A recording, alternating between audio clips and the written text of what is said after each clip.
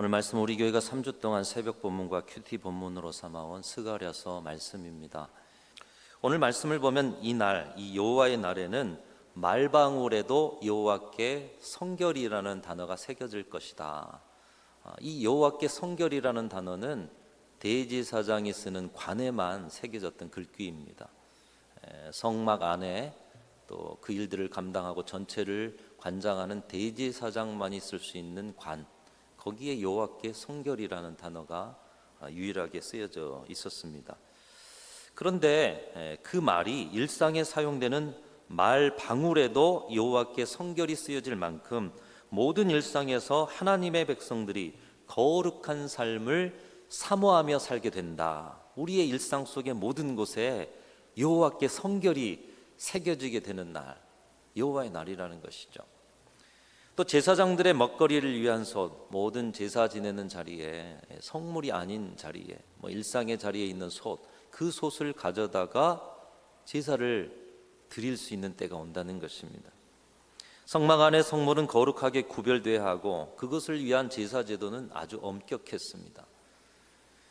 일상생활에 쓰는 솥인데도 그것을 가져다가 제사를 드릴 수 있다. 말도 안 되는 일입니다. 성막 안에 있는 특별히 그 일을 위해서 구별된 성물들만 제사에 쓰여져야 하는데 일상 속에서 쓰여지는 모든 솥까지도 하나님 앞에 제사할 수 있는 성물이 되어진다. 성결에 전혀 문제가 없다. 예수 그리스도의 보혈을 통한 회복의 역사를 보여주고 있는 것입니다. 또 하나 여호와의 날에 이루어지는 놀라운 일은 하나님을 대적하는 자들 중에도 남는 자가 있다. 이스라엘 백성이 아닌 이스라엘 백성들을 괴롭혔고 하나님을 대적했던 자들 가운데도 회개하고 돌아오면 그들이 하나님을 경배하고 초막절을 지킬 수 있는 하나님의 백성으로 삼아 주신다는 것입니다. 이것은 마지막 때에 모든 인류를 구원하실 하나님의 비전을 스가랴를 통해서 보여주고 있는 것입니다. 우리는 그 비전을 이미 맛보고 있고 우리의 삶을 하나님 앞에 드리며 이방인인 우리가 오늘도 주님을 예배하는 그 특권을 얻어 누리고 있는 줄로 믿습니다. 주님이 오시는 재림의 날, 그 여호와의 날에 우리가 이 은혜를 누리지만 우리는 그 은혜를 미리 앞당겨 와서 이 은혜를 지금도 맛보고 있다는 거예요. 여러분의 삶의 자리에서 그 어떤 모양으로든 예수 그리스도의 이름으로 예배할 수 있고요. 여러분의 삶 속에서도 거룩한 산제사로 드려지기를 사모하면서 여호와께 성결의 삶을 살아가고 있고요. 그리고 이방인이었던 우리가 하나님의 자녀가 되고 예배를 드리고 절기를 지키고 이 스가랴를 통해서 선포되는 여호와의 날의 비전, 그 하나님의 비전이 오늘 우리에게도 들리고 있는 것입니다. 이런 회복과 승리와 축복의 여호와의 날을 소망하면서 신앙과 인생 가운데 찾아오는 모든 시련과 고난을 믿음으로 인내하며 견뎌내는 남은 자, 이 남은 자들에게 그 여호와의 날의 은혜를 맛보게 하실 것이다. 오늘 이 자리에 있는 저와 여러분 모두 함께 신앙생활 하지만 우리 하나님이 보시기에 진정으로 남은 자가 되셔서 여호와의 날, 그 종말의 때에 주님께서 우리에게 주실 그 승리의 날, 회복의 날, 축복의 날, 그 날의 은혜를 맛보시는 우리 모든 성도들이 다 되시기를 주님의 이름으로 축원합니다. 그들은 이 말씀을 듣고 도전을 받아서 성전을 지었습니다. 하나님의 임재의 회복과 주실 여호와의 날을 소망하는 신앙으로 이스라엘 공동체를 힘있게 세워갔던 것입니다. 그리고 역사 속에 존재했던 세 개의 성전 중에 하나인 스룹바벨 성전을 그들이 건축하게 되었던 것입니다. 여러분, 이스라엘에는 대표적으로 대비되는 성전이 세 가지가 있죠. 하나는 다윗의 아들 솔로몬, 하나님의 은총 가운데 어린 시절부터 자신을 다 드렸고 아버지 다윗이 모든 것을 다 준비하였고 그도 믿음의 고백을 통해서 하나님께 나아갔던 이 솔로몬의 성전.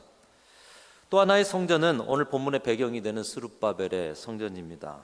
귀환한 백성들이 하나님의 명을 따라 성전을 짓고 이 성전 중심의 삶을 살아가게 되었던 그 중심이 된 스룹바벨 성전. 또 하나 이스라엘에는 또 하나의 성전이 있죠. 예수님 시대에 헤롯이라는 분봉왕 헤롯이 이 이스라엘 백성들의 유대인들의 마음을 얻고자 해서 이 종교적 품성에 그들의 마음, 정치적인 힘을 얻고자 해서 성전을 멋지고 웅장하게 지어줍니다. 그래서 이스라엘에는 세 가지 성전이 있다. 그 가운데 가장 초라한 성전, 볼품없는 성전은 오늘 말씀의 배경이 되는 스룹바벨 성전입니다. 스룹바벨 성전은 보기에는 초라한 성전이었습니다. 솔로몬의 왕권으로 재력으로 세워진 솔로몬 성전, 헤롯의 정치력으로 세워진 헤롯의 성전. 반면에 오늘 스룹바벨의 성전은 그 성전에 비해서는 너무나도 초라해요. 규모와 외형은 그렇게 보잘것없지만 이 스룹바벨 성전은 이스라엘 백성들의 신앙의 결정체였습니다. 그들의 험난한 시절을 비추어 볼 때에 그 어느 시대에도 비할 수 없는 위대한 신앙 고백적 열매가 그들의 성전이었다는 것입니다. 이 성전을 건축하기까지 너무도 큰 어려움이 있었기 때문에 그들이 이런 어려움을 생각하면 규모와 상관없는 정말 진실하고도 온전한 신앙의 열매이었음을 볼 수가 있습니다. 그들이 어떤 어려움이 있었는가? 첫 번째로는 생계와 안전에 대한 보장이 없는 채로 성전을 지었다는 것입니다. 나라가 망했습니다. 바벨론 포로로 끌려갔습니다. 한 해 두 해도 아닌 70년을 거기서 포로로 살았어요. 어떻게 보면 이제 적응해서 바벨론에 사는 것이 그들에게는 더 편한 일이었습니다. 그런데 70년이 돌아와 보니 이 나라가 황폐화되고 성전은 무너져 있고 성벽도 다 무너져 있어요. 그런데 그곳에서 적응하고 살려고 하니 자신들의 생계와 안전에 대한 보장이 되지 않는 거예요. 우리나라가 6.25 전쟁 이후에 50년대, 60년대, 70년대는 정말 가난과 또 안전에 대한 보장이 될 수 없는 그런 시절이 많았지 않습니까? 그처럼 고국으로 돌아왔는데 집도 없습니다. 먹고 살 일도 찾아야 합니다. 안전에 대한 보장도 되어 있지 않습니다. 그런데 그런 가운데 성전을 지었어요. 우리 순천중앙교회도 지금 이 본당이 아닌 이전 본당도 생각해 볼 때 우리 믿음의 선배들이 하나하나 돌을 옮겨와서 지었던 성전, 그 시절 어려운 가운데도 지었던 성전처럼 이들은 그런 상황 가운데도 성전을 지었다는 거예요. 그러니까 보잘것없는 성전이 아닙니다. 신앙 고백이 있는 성전. 또 정치적으로 위협하는 세력들이 있었습니다. 주인이 없는 나라, 주인이 없는 도시에 70년 동안 그 도시를 가만히 두었겠습니까? 주변에 이방 민족들이 다 들어와서 자신들이 주인 행세를 하고 그 예루살렘을 자신들의 도시로 만들어가고 남아있는 이스라엘 백성들은 힘이 없다 보니 그들에게 붙어서 살아갔던 자리. 70년이란 시간 동안 예루살렘에 자리 잡고 있었던 주변 민족들이 그 이스라엘 민족이 다시 포로에서 귀환했다고 해서 잘 썼습니다. 이제 여러분의 것이니 가져가십시오. 이렇게 양보했겠습니까? 오히려 성전과 도시 재건을 방해했던 것입니다. 이것은 3차 포로 귀환을 통해 예루살렘 성벽을 건축했던 느헤미야를 통해서도 이미 우리가 본 바가 있습니다. 느헤미야의 성벽 건축. 여러분 그 건축에 방해하고 비난하고 또 사람을 동요시키고 그것만 있었습니까? 느헤미야를 암살하려고 하는 그런 음모까지 있지 않았습니까? 얼마나 악하고 위협적이었는가. 3차 포로기한입니다. 그런데 이 스룹바벨은 3차도 아니에요. 얼마나 그 상황이 열악했고 또 많은 방해 세력이 있었는가. 그 가운데 성전을 세웠다는 것입니다. 또 하나 건축이라는 자체가 쉽지 않은 과정이라는 것입니다. 우리도 경험해 보지만 여러분 처음 가정이나 교회도 그렇습니다. 건축을 하다 보면 건축의 설계와 예산대로 건축이 되어지지가 않아요. 더 많은 예산이 들어가는 것을 볼 수가 있습니다. 또 끝날 때까지 끝난 것이 아니라 계속적으로 들여다보고 살펴야 합니다. 그리고 해놓고도 좋은 말 듣기보다는 좋지 않은 말을 들을 가능성이 많은 것이 건축이 아닐까. 여러분 그 시대에도 지금 성전 건축이라는 건 그런 면이 있었다는 것이죠. 스룹바벨 성전 더더욱 그랬을 것 같습니다. 그들이 고국을 그리면서 무엇을 생각했어요? 솔로몬의 성전을 생각하면서 70년을 살았는데 돌아와서 성전을 짓는 거예요. 그 어려움을 이기고 성전을 지었는데 초라하기가 그지가 없습니다. 솔로몬의 성전하고 비할 수가 없어요. 그러나 그들의 헌신은 당시의 열악한 경제와 안전, 방해와 위협이라는 상황을 비춰볼 때 결코 초라한 것이 아니라 최선이요 진실한 신앙의 고백이었다는 것입니다. 그런데 하나님께서 스가랴를 통해서 또 동시대의 선지자인 학개를 통해서 왜 이렇게 무리하게 성전 건축을 명하셨을까? 그들이 성전을 건축해도 솔로몬 성전보다 못할 것을 아셨을 텐데 그 어려운 시기에 포로 귀환해서 자리를 잡아가는 것도 힘든 시기에 성전을 건축하라 명령하셨을까? 536년 포로 귀환해서 2년 동안 열심히 성전을 건축해서 성전의 기초를 놨다는 거예요. 그런데 그 어려운 현실과 방해하는 세력으로 16년 동안이나 방치가 됐어요. 그렇게 어려운 가운데 있었던 성전 건축, 이미 포기할 만한 성전 건축을 하나님이 왜 굳이 해내라고 하셨을까? 그런데 그 이유를 보니 스가랴서 7장에 그 이유가 나타나고 있어요. 성전 건축을 멈출 수밖에 없는 여러 현실적인 어려움을 겪고 낙심 가운데 있었던 그들에게 하나님께서는 스가랴를 통해서 환상을 보여줍니다. 그래서 스가랴 1장부터 6장까지 많은 말씀을 가지고 할애하면서 환상을 보여줘요. 여러분 왜 환상을 보여줄까요? 현실로는, 우리의 이성으로는, 우리의 계산으로는 하나님의 회복의 역사를 믿을 수 없으니 그 기적의 환상을 통해서라도 내가 너희들의 가운데 임재하는 그 회복의 역사를 줄 것이라는 것을 믿게 하기 위해서 하나님은 환상을 통해서 그들에게 회복의 역사를 보여주셨습니다.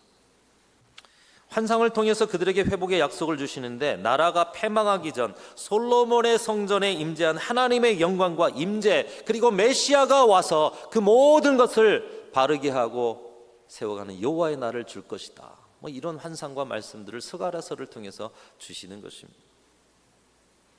그들은 스가랴를 통해 주시는 환상에 대한 말씀으로 큰 위로를 받았을 것입니다. 그러나 그 회복의 은혜를 얻기 위해서, 아니 하나님의 임재, 그 솔로몬의 성전과 하나님의 그 영광의 임재는 너무나도 좋은데 그러면 하나님 우리가 어떻게 해야 합니까? 어떻게 할지를 몰랐어요. 그래서 스가랴서 7장에 보면 그들이 하나님께 질문을 합니다. 하나님이 주신다 했던 옛적의 그 충만한 시절에 하나님의 임재와 영광의 회복을 위해서 우리가 어떻게 해야 합니까, 하나님? 지난 여러 해 해왔던 바벨론에서 드렸던 금식을 드리면 됩니까? 그들은 지난 70여 년 동안 바벨론에서 5월에 7월에 금식의 절기를 행했던 것이, 이 나라가 패망했던 것들을 슬퍼하며 애통하면서 금식의 절기를 행했어요. 여러분 오늘날의 금식을 그들의 금식에 비할 수 없습니다.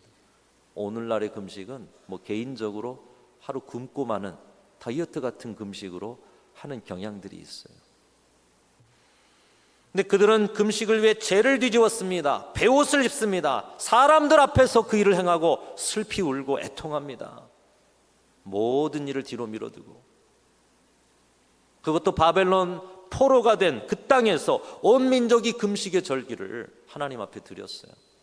대단한 금식입니다.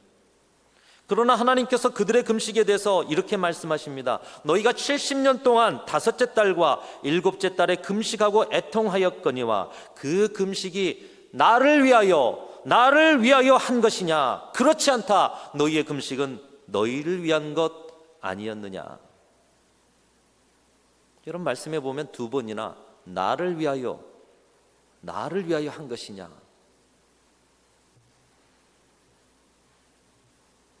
그들의 금식은 우리의 금식과 비하면 위대한 금식이고 대단한 절기였는데, 그들의 금식은 예루살렘 파괴와 나라의 패망에 대해서 슬퍼했지만 그 원인이 되는 그들의 죄를 회개하는 금식이 아니었다라는 것이에요.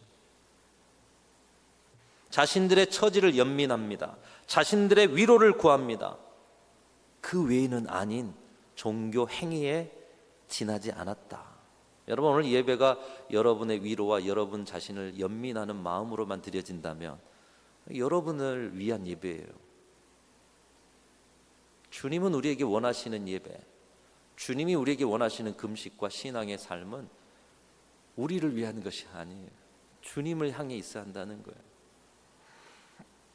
그들의 금식은 하나님을 위한 것이 아니라 자신을 위한 것이었고 자신의 위로, 자신들의 현실 회복, 자신들의 평안을 위한 것이었습니다. 그마저도 세월이 지나면서 형식화가 됩니다. 매너리즘이 됩니다. 습관화가 됩니다. 여러분, 오늘 습관적으로 오는 것도 대단한 신앙인데 하도 신앙을 생활을 잘 못하다 보니 오시는 것만으로도 대단합니다. 그런 시절을 우리가 보내고 있잖아요. 그러나 습관화만 되면 안 됩니다. 매너리즘이 되면 안 돼요. 형식만 있으면 안 된다고 말씀하고 계시는 거예요. 하나님께서 그들의 70년 동안에 드렸던 금식을 보고 계셨다는 거예요. 겉으로는 금식이라는 신앙적 위대한 행위로 보였지만 내면에는 회개가 없습니다. 고백이 없습니다. 결단이 없습니다. 진정성이 없습니다. 그 금식이 나를 위해서 한 것이냐? 내가 보기에는 그렇지 않더라. 너희를 위해서 한 것이 아니냐? 오늘 이 예배가 나를 위해서 한 것이냐? 너희를 위해서 하는 것이 아니냐? 오늘 너희가 드리는 기도와 찬송이 나를 위해서 한 것이냐? 너희를 위한 것이 아니냐? 오늘 너희들이 감당하는 목회 사역이, 오늘 너희들이 감당하는 직분 사역이 나를 위한 것이냐? 너희를 위한 것이 아니었더냐? 여러분, 이런 형식적 신앙의 상태가 지속되면 어떻게 됩니까? 신앙은 생명력을 잃습니다. 하나님과 인격적 관계도 희미해지고 더 이상 하나님을 추구하지 않습니다. 신앙이 형식화되고 매너리즘에 빠지고 진정성이 없어지면 점점 하나님의 존재가 의식되지 않습니다. 그러다 보면 하나님보다 내 현실이 더 커 보이는 것이에요. 그래서 신앙생활 하면서도 걱정과 근심과 삶의 문제 가운데 짓눌려 하나님이 보이지 않는 그런 모습으로 살아간다면 바로 이 신앙이 형식화된 자리, 매너리즘 된 자리, 진정성을 잃어버린 자리라는 것을 증거하고 있는 것입니다. 그러다 보면 하나님의 순위가 밀리게 됩니다. 처음에 신앙을 시작할 때는 하나님이 1순위였어요. 그런데 점점 2순위, 3순위. 당연히 헌신과 희생은 사라지고 내 취향과 내 선택이 중요해지고 적당한 신앙으로 전락하게 됩니다. 그 신앙은 종교화되고 결국 내 의를 드러내는 수단. 그래서 이스라엘 백성들이 스가랴 7장에서 자신들이 바벨론 포로 가운데 드렸던 금식이 위대한 줄 알고 하나님 그때 드렸던 금식이라도 드리면 하나님의 임재와 그 영광의 회복을 주시렵니까? 하나님께서는 아셨다는 것입니다. 그들에게 필요한 것은 바벨론에서 했던 형식적 금식이 아니라 신앙의 생명력과 진정성을 회복하는 것임을 하나님이 알고 계셨다라는 거예요. 그래서 하나님께서는 하나님 우리가 어떻게 살아가야 합니까? 바벨론에서 했던 금식을 이어가야 합니까? 그 질문에 처방을 내려주시는데 그 처방이 바로 성전 건축이었다는 거예요. 왜 하나님께서 그들에게 성전 건축을 명령하셨습니까? 그 해답을 광야의 이스라엘 백성들에게 명령하신 성막 건축을 통해서 보게 됩니다. 이스라엘 백성들이 이제 가나안 땅으로 출발하는 시내산에서 떠나기 직전에 하나님은 모세에게 성막 설계도를 주십니다. 그리고 그 설계도대로 성막을 지어라. 하나님의 명령 따라 이스라엘 백성들이 성막을 짓기 위해서 애굽에서 가져온 자신들의 소중한 물건들을 내어놓아요. 그 무치도 내어놓고 또 비싼 천도 내어놓고 너무 많이 가져와 가지고 어느 순간에 이제 더 이상 가져오지 마십시오. 그리고 그 헌신은 재료가 되어서 하나님의 말씀대로 성막을 완성하게 됩니다. 하나님의 말씀대로 행하였더라. 출애굽기 보면 말씀대로 그렇게 말씀대로 성막이 완성되자 하나님의 그 임재를 상징하는 구름이 성막 위에 임하였던 것입니다. 그 후로 그들은 메마르고 황폐한 광야에서도 진을 칠 때마다 무엇을 중심으로 진을 쳤을까요? 이 성막을 중심으로. 하나님 중심의 삶의 고백을 성막 중심으로 진을 치는 것을 통해서 고백한 것이에요. 성막 건축과 성막 중심의 삶은 하나님께서 그들의 신앙을 훈련해서 결국 생명력이 있는 신앙, 하나님 중심의 신앙으로 이끌어가고자 하시는 하나님의 뜻이었다는 것입니다. 여기서 우리가 볼 건 뭐냐? 성막 건축이 중요한 것이 아니라 그것을 통해서 신앙의 생명력을 살려주셨는데 신앙의 구심점, 이 구심점을 그들이 이루고 살게 하셨다는 것입니다. 여러분, 다윗의 물매를 생각해 보십시오. 물매를 던질 때 원심력에 의해서 이 물매가 툭 튕겨져 나가면 골리앗의 이마를 맞출 수가 있었겠습니까? 그가 양을 치면서 또 사나운 짐승들에게 양을 보호하기 위해서 이 물매의 연습을, 근데 어떻게 연습을 해요? 이 구심점을 가지고 튕겨져 나가지 않고 내가 원하는 정확한 목표에 맞출 때까지 돌리고 또 돌리고, 구심점을 명확하게 하고 계속 돌려야 한다는 것입니다. 하나님께서 광야의 힘겨움 가운데 있는 하나님의 백성들의 처지를 왜 모르셨겠어요? 그럼에도 성막을 건축해라. 하나님께서 포로 귀환하는 이스라엘 백성들의 처지를 왜 모르셨겠어요? 그럼에도 성전을 지어라. 짓는 것이 목적입니까? 건물이 목적입니까?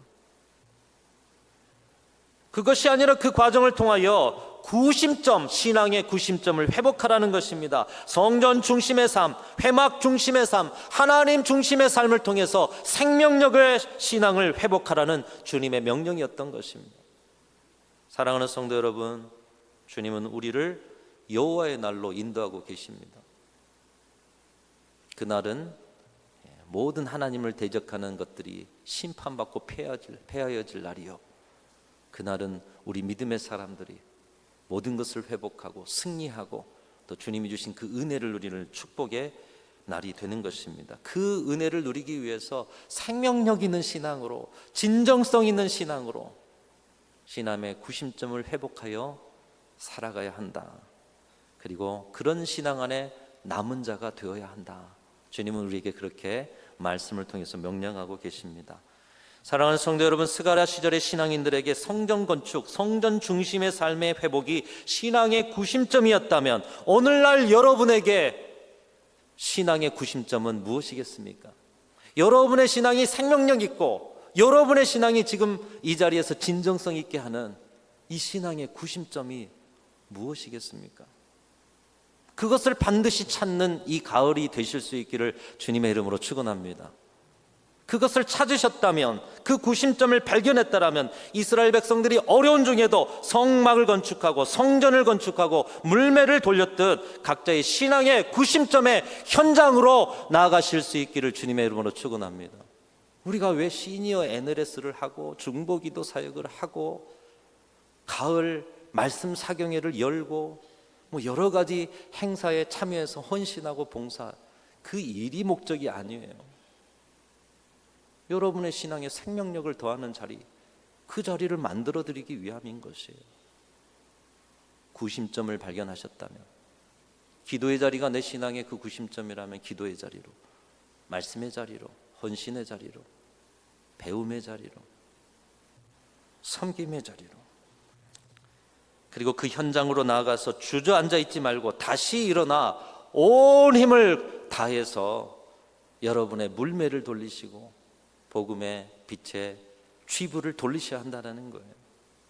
그러할 때 생명력 있는 여러분의 신앙을 사용하셔서 하나님께서는 여러분을 남은 자로, 그리고 여러분을 통해서 오늘 하나님을 대적하는 자들까지도 하나님 앞에 초막절을 지키고 예배하는 자리로 나오게 하는 놀라운 영혼 구원의 그 열매를 저와 여러분에게 주시고 우리 교회에 주시고 또 그것을 통해서 여호와의 날에 하나님의 비전을 주님께서는 이루어가 주실 줄로 믿습니다.